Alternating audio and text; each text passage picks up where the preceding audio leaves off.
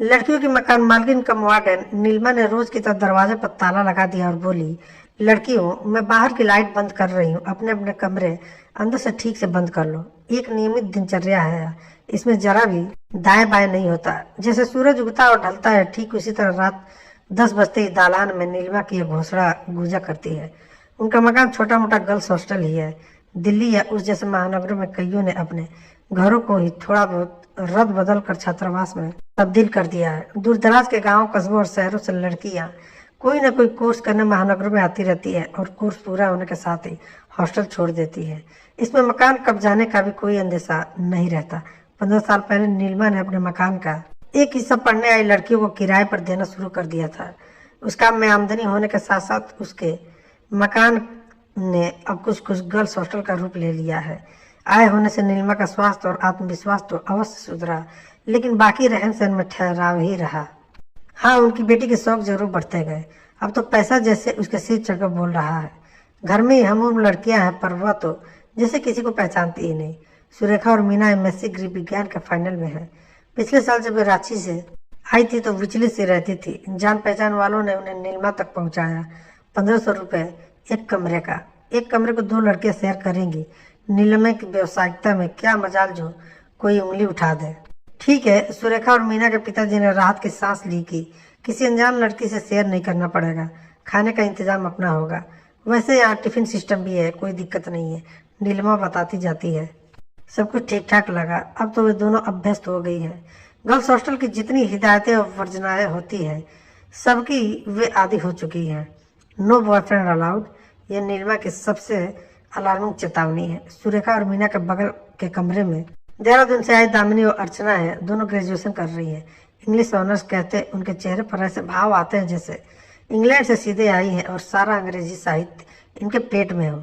दोनों कमरों के बीच में एक छोटा सा कमरा है जिसमें गेस्ट का चूल्हा, फिल्टर, फ्रिज और रसोई का छोटा मोटा सामान रखा है। बस यही वह स्थान है जहाँ देहरादूनी लड़कियां मात खा जाती है। सुरेखा नंबर 1 कुक है। जब तक प्रस्ताव रख देती है, चाइनीज सूप पीना हो तो 20-20 रुपए जमा करो। दामिनी और अर्चना बिके हुए गुलामों की तरह रुपए थमा देती, निर्देशों पर नाचती। सुरेखा अब सुरेखा दीदी बन गई है। अच्छा खासा रुतबा हो गया है। अक्सर पूछ लिया करती है, कहाँ रही इतनी देर तक। आंटी नाराज हो रही थी। आंटी का क्या, हर समय टोका टोकी। अपनी बेटी तो जैसे दिखाई ही नहीं देती, दामिनी भुनभुनाती। ऊपर की मंजिल में भी कमरे हैं, वहां भी हर कमरे में 2-2 लड़कियां हैं। उनकी अपनी दुनिया है, पर आंटी की आवाज हॉस्टल के हर कोने में गूंजा करती है। आज छुट्टी है, लड़कियां देर तक सोएंगी। जवानी की नींद जो है। नीलिमा एक बार झांक गई है। ये लड़कियां क्या घोड़े बज के सो रही है? बड़बड़ाती हुई नीलिमा सुरेखा के कमरे के पास से गुजरी। सुरेखा की नींद खुल गई। उसे उनकी ये बेचैनी अच्छी लगी। अपनी बेटी को उठाकर देखे, ये बस यही घूमती रहती हैं। सुरेखा ढीठ हो लेटी रही, जैसे ऐसा करके ही वो नीलिमा को कुछ जवाब दे पा रही हो। उधर हॉस्टल गुलजार होने लगा। गुसल खाने के लिए चिल्ला पाव मची। फिर सब कुछ ठहर गया। कुछ कार्यक्रम बने। मीना की चचेरी बहन लक्ष्मी नगर में रहती है, वहीं लंच का कार्यक्रम था, इसलिए सुरेखा और मीना भी चली गई। एकाएक दामिनी ने चमक कर अर्चना से कहा, चल बाहर से फोन करते हैं, अरविंद को बुला लेंगे, फिल्म देखने जाएंगे। अरविंद को बुलाने की क्या जरूरत, लेकिन अब कौन सा शो देखा जाएगा? 609 के ही टिकट मिल सकते हैं। अर्चना ने घड़ी देखते हुए कहा। तो क्या हुआ? दामिनी लापरवाही से बोली। नहीं पागल, आंटी नाराज होंगी, लौटने में समय लग जाएगा। ये आंटी बस हम पर ही गुर्राती हैं। अपनी बेटी के लक्षण इनको नहीं दिखते। रोज एक गाड़ी आकर दरवाजे पर रुकती है। आंटी कौन सा दूध की धुली है, बड़ी रंगीन जिंदगी रही है इनकी। अर्चना, दामिनी और अरविंद दिल से फिल्म देखने हॉल में जा बैठे। खूब बातें हुई। अरविंद दामिनी की ओर झुकता जाता, सांसें टकराती। शो खत्म हुआ। कॉलेज तक अरविंद दोनों को छोड़ने आया था। वहां से दोनों टहलती हुई हॉस्टल के गेट तक आ गई। गेट खोलने को हल्का धक्का दिया। चू चू की आवाज हुई। तैयार हो जाओ डांट खाने के लिए, अर्चना ने फुसफुसा कर कहा।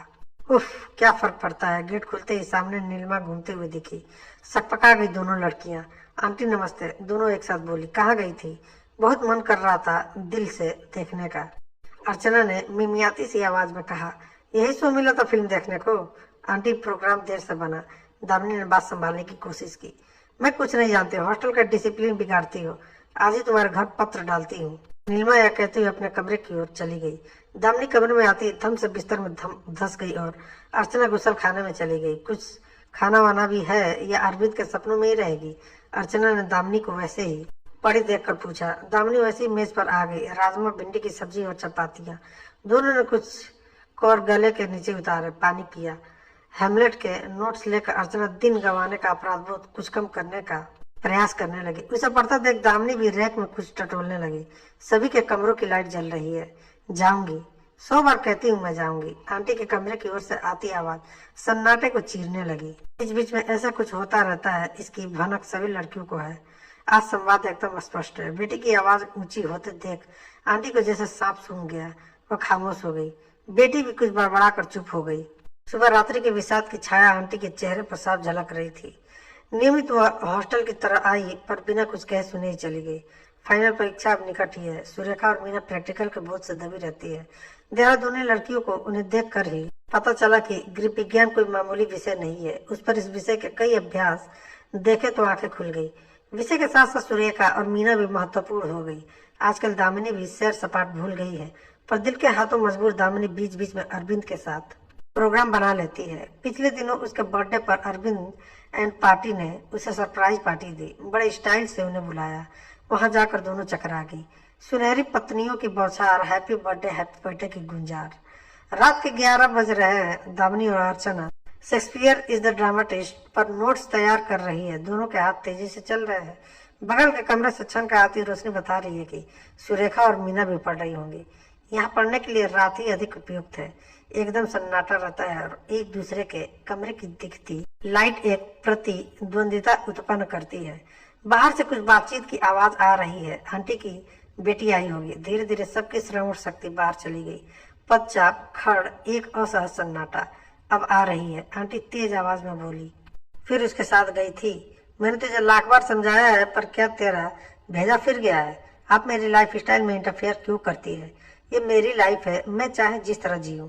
तू जिसे अपना लाइफ स्टाइल कह रही है वह एक मृग तृष्णा है, जहाँ सिर्फ तुझे भटकाव ही मिलेगा। तू मेरी औलाद है और मैंने दुनिया देखी है, इसलिए तुझे समझा रही हूँ। तू समझ नहीं रही है। मैं कुछ नहीं समझना चाहती और आप समझा रही हैं। मेरा मुंह आप मत खुलवाओ।